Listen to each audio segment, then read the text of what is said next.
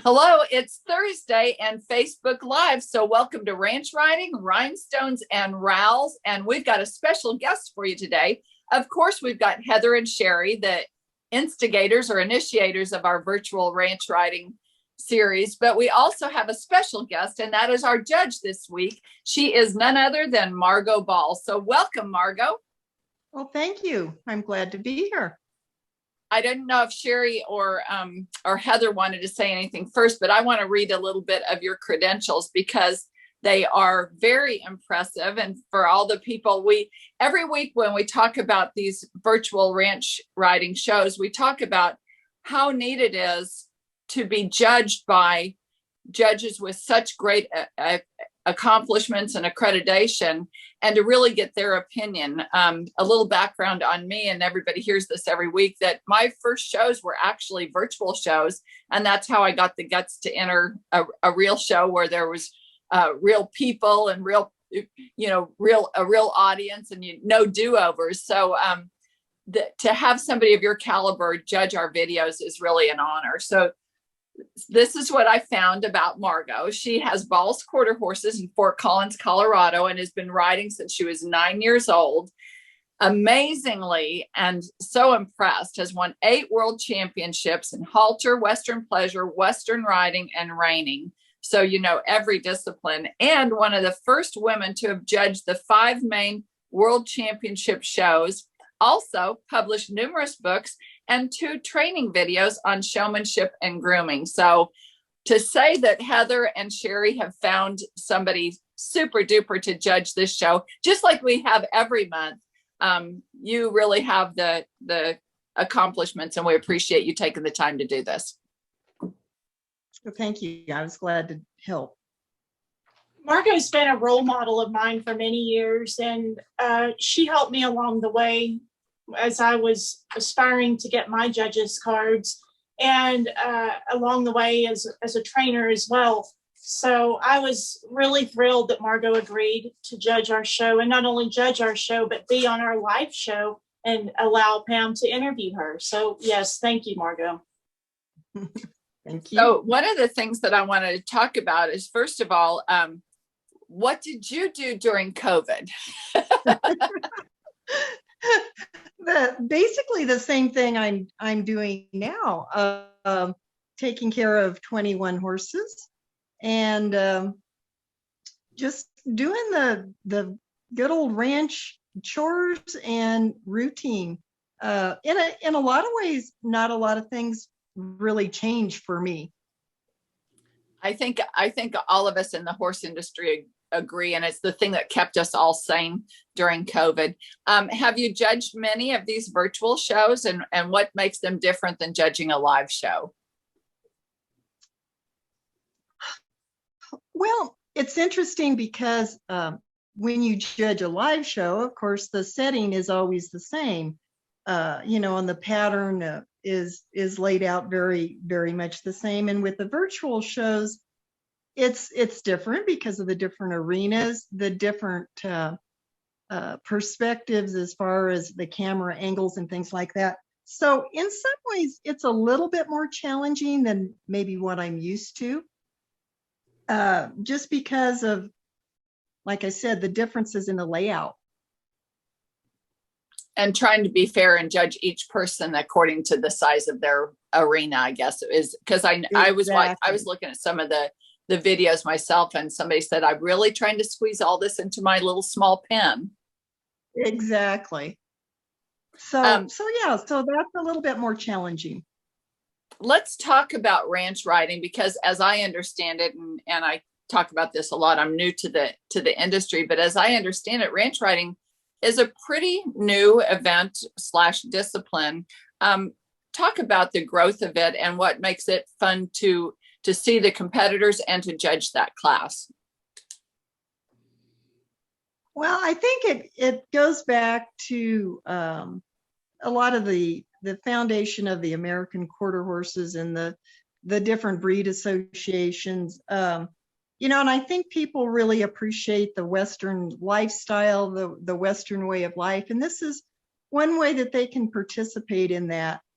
And, I think they also enjoy it because the horses are very natural. Um, they they work in a very, like I said, a very natural manner. Uh, and I don't know, it just, people really enjoy that. The horses are happy. Their ears are up. They're not being forced to do something that they really don't want to do. Like I said, it's very easy for the horses. Um, and like I said, the people enjoy being a part of that Western way of life. What's the best advice you can give to all the levels of competitors, not only the ones that you saw in the videos that you judge, but in general, the people that are watching and fans of our virtual ranch shows? What's the best advice you can give somebody that's during their time of showing in the ranch riding class? I think people really need to be aware of their pattern placement in the arena, and making sure that their transitions are clean and sharp. And like I said, just being aware of how they lay out that pattern, because it just makes for a great overall picture when that happens. I know that Heather's pet peeve is a horse that looks around, because she gets on my rear all the time. What's your pet peeve that you see that people do that you wish you could just go over there and say, don't do that anymore, you'll do better? What is it that you think that people mess up the most? Well, one of the things that I hate to see as a judge is, if you notice, like when the horse first comes through the gate to enter the arena to start their pattern, the exhibitors that constantly bump the bit or are taking a hold of their horse, and it's almost like more of a nervous habit for the exhibitor than I think it is anything else. I just see that as unnecessary. I think you can ask for a horse's attention without bumping the bit 2 or 3 times. And when I look up from my score sheet and I'm looking for the next horse, and I look up and I see someone bumping these horses, it just leaves a bad impression for me. And like I said, I just don't think it's necessary in this class. That's really good advice. And I think back on when I see that, not only with others, of course, I don't know enough about it to really know what to do in that case, but I can see where that would be not only unnecessary, but also kind of, and it separates winners from losers, I guess. Let's go back and talk about you. Your career is just so amazing. And if you could pick a highlight, what would you say has been the highlight of your career? And I'm assuming that it's still ongoing. Well, it is ongoing. And, I really cannot, there's been so many highlights in different areas.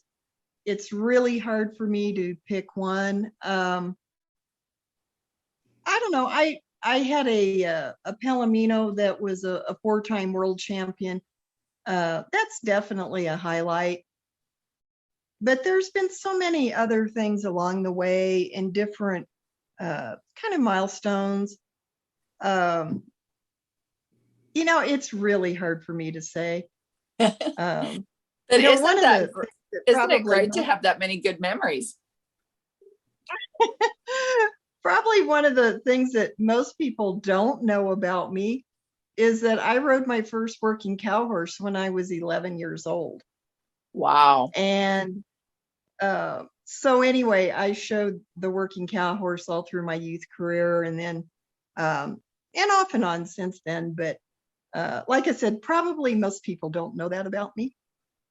Wow, that's great, because as we know, that's what I aspire to do. That's my life goals, is to be able to do that successfully and not end up on the ground. So I'll channel the inner Margo the next time I attempt that.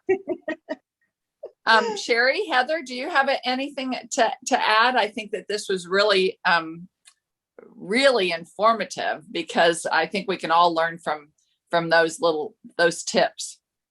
Well, I think so too. And the one tip that she gave that I never even thought about, and I probably do it, is the bumping. And I think it's more of a nervous habit than I am really trying to, if I even still do it. I know I used to do it all the time, but coming in, you think, well, you're just thinking about everything else, and you've got to do something with your body. So you're bumping on your horse's mouth. This horse doesn't need it as much, but so hopefully I'm going to be looking at that whenever I'm showing. So I'm glad that she mentioned that, because it is something that I know I used to do out of a nervous habit more than trying to make sure I had my horse's attention. So I like that information. Heather? Margo, how many world shows have you judged in your career? 21. 21. Yeah. That's amazing. I always said that my goal was 20. So I've judged 21. So you're an overachiever. You've exceeded. Now you can go for the next 20. I think actually that's a very good number. So are you continuing to show now? Yes. Mm-hmm. And mainly in the ranch riding. Yes. I still have some all around horses in the barn, but my main focus is the ranch riding. We're excited about that. I hope we get to show together sometime. And now you can send in your video and get some practice. Exactly. Right.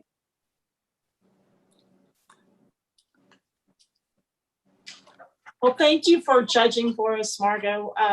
It was quite an honor to have you with us. And thank you for agreeing to be on our live show. I said, I've enjoyed it. And you can stick around with us and wait till we have our cocktails at the end, because it's Thirsty Thursday. Or you can leave this meeting and let us continue these shenanigans without you. Oh, I wouldn't want to miss this. Awesome. Okay, stick around. Heather? So we just finished up our March, April show. And as you just interviewed our judge, Margo. So Margo did judge the show, and we do have results. So I'm going to call out the results from this show. And I'll start with the novice non-pro ranch riding. In first place was Jen Shaw. She's from Ontario, and she won $63. In second place was Janet Williamson from Colorado, and she won $42. In our non-pro ranch riding, our first place winner was Amanda Sanchez of Texas, and she wins $45. Second place is our very own Pam Minnick, and she wins $30. So congratulations. Thank got my entry fees back and didn't even have to hook up my trailer. In our green horse non-pro ranch riding, first place went to Sheila Emery, and she's from California, winning $45. Second place was Christina Augustin from California, winning $30. In our green horse open class, Terry Brazier riding Daisy Cutterlina. She's from the UK, and she won $30. In our open ranch riding class, first place was Lindsay Kaspek of Texas, winning $15. Our youth ranch riding first went to Jackie Menarson of California, winning $15. In our trail, the novice non-pro was Gil Raymond, wins first, winning $15. Gil is from the UK also. In our green horse open, Terry Brazier riding Daisy Cutterlina of the UK wins $15. And our youth trail, Jackie Menarson of California wins $15. So we had several of our entries were unable to record their runs, their videos. They weren't able to get their videos in. And so we hope that you'll be able to get that done in our May show. And like Sherry said last time, we always have our entries due the last Sunday of the month. And then Monday, the last Monday of the month is when the videos are due. Those patterns are posted. What pattern is May, Sherry? Do you remember? Is it pattern 2? It's on my phone, and of course my phone is being used right now. So I wanted to say it was 15, but I don't you think can that's go to right. our Facebook page and you can find it. And I talked about last time how easy it is to enter with the new website and the entry system. So it's just so exciting. And I want to congratulate Amanda because she's one of my writing partners. And of course, we train with Heather. So it's really fun to see some of her scolding pay off. One thing I'd like to emphasize is just because you are a non-pro, or maybe you're a novice non-pro, you can still enter other divisions that you are eligible for and just utilize that same video.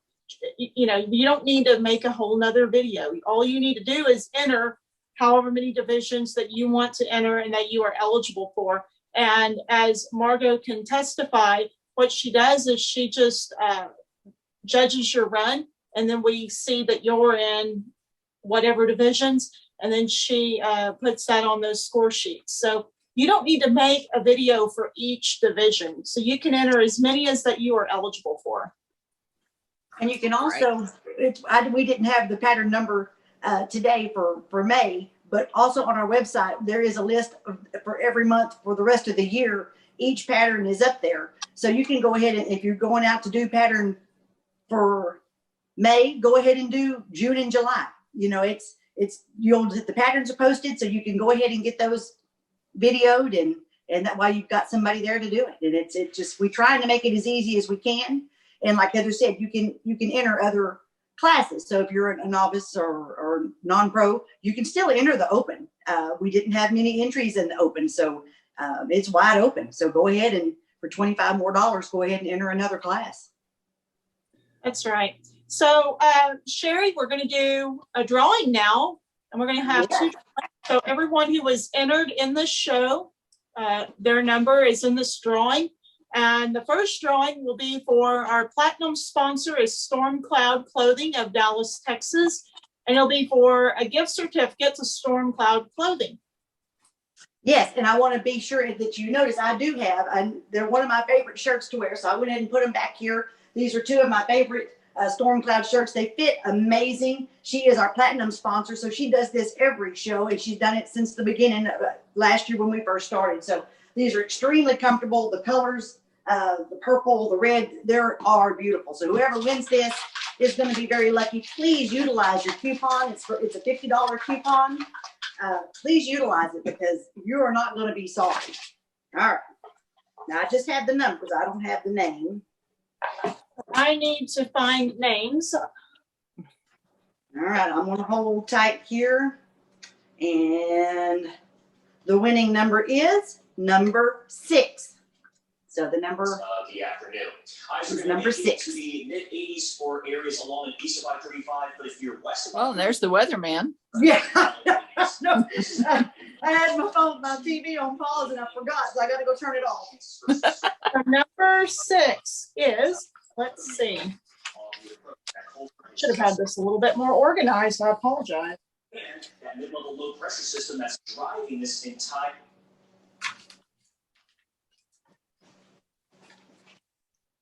Okay, I'm back. The weather was on. All right, and so did you already tell them what this drawing was for? Are you looking for the number 6? I am. Okay. Of course, I can't find it. Said I should have been a little bit more organized than that. Number 6 is Terry Brazier of the UK riding Daisy Cutterlina. Congratulations, Terry. Way to go, Terry. Well, luckily she can order that online. She doesn't have to come over for that. And I believe it's www.stormcloudclothing.com. You can go to that website and see the variety of shirts and wild rags. And she also has saddle pads now, the oversized saddle pads, and I believe the smaller ones as well. So she has all that on her website. And Terry, I will be sending over to you the coupon code to get that $50 off. All right. So the next prize is going to be for one of our insulated mugs. It's the HY Virtual Ranch Show mug. Do we have a picture of that? We do, and this is the mug. It's the insulated mug. I think it's 30 ounce, and also a mane comb for your horse. So you'll get a mane and tail comb and a mug for whatever drink you choose to drink. Thirsty Thursday. Absolutely. And it does not have to be an alcoholic drink, but it should be. Just saying. All right. So the winner of this one is going to be number 21. Number 21. 21 is. And they have to be 21 to drink. That's right. And I apologize. I didn't have all this written out, these numbers, so I've got to go find them.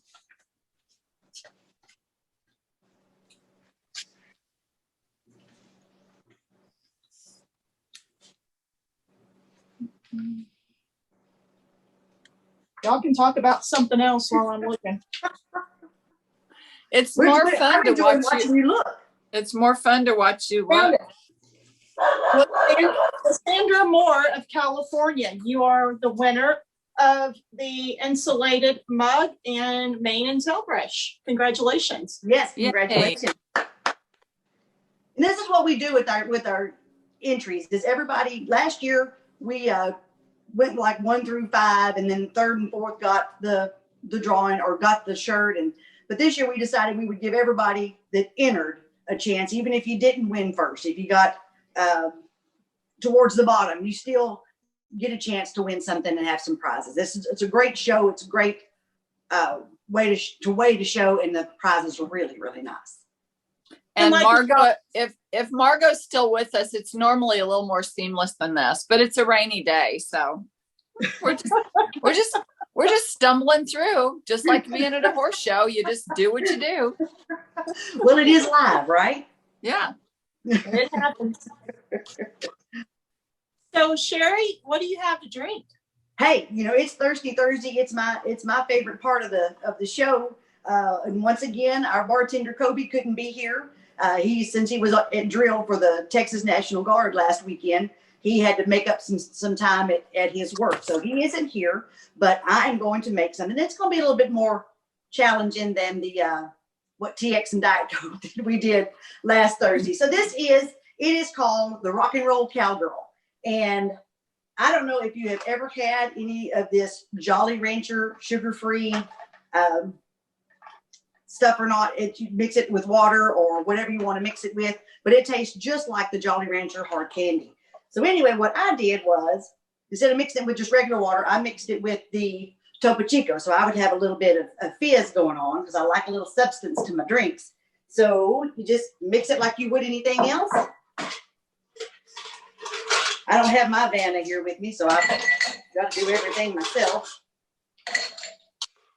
Sherry, where do you find the Jolly Rancher flavoring? You know what? I found it at Dollar General.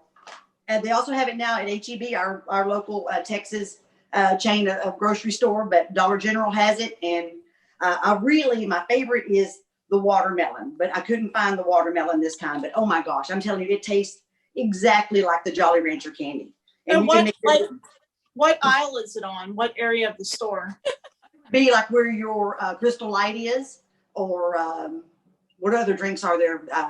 Kool-Aid mixed together, like your Propel, Kool-Aid or Gatorade. Yeah, anything that we have the mixes. That's where you're going to find it at. You've never had it? I've never seen it. Oh, and they make really good Jello shots. Yeah. Just saying. They are amazing Jello shots. Yeah, just mix it in there. Woo.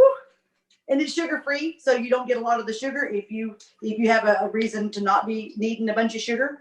But so we don't have any measuring deals in Kobe's little, I don't know what they were called, little gluggers, you could tell. But I usually use maybe 2 to 4 ounces, depending on how much you want of the vodka.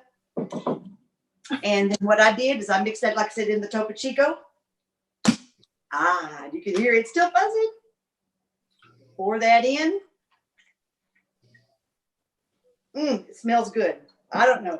I love the Jolly Ranchers. It reminds me of high school. We used to have the big sticks of it at the basketball games, and that's what we would all go get afterwards. The green apple and the watermelon. So good. So I'm gonna try it. It's not fizzing as much as I would like for it to, but it could be a lot of vodka in here holding down the fizz. And that's not a bad thing. Oh my Well, God. cheers, ladies. Cheers. Cheers. This is a great summer drink. So I'm just getting ready and getting prepared. And I do like it with the mineral water. That way it's kind of like mixing it with Sprite, but you don't have to worry about the Cokes.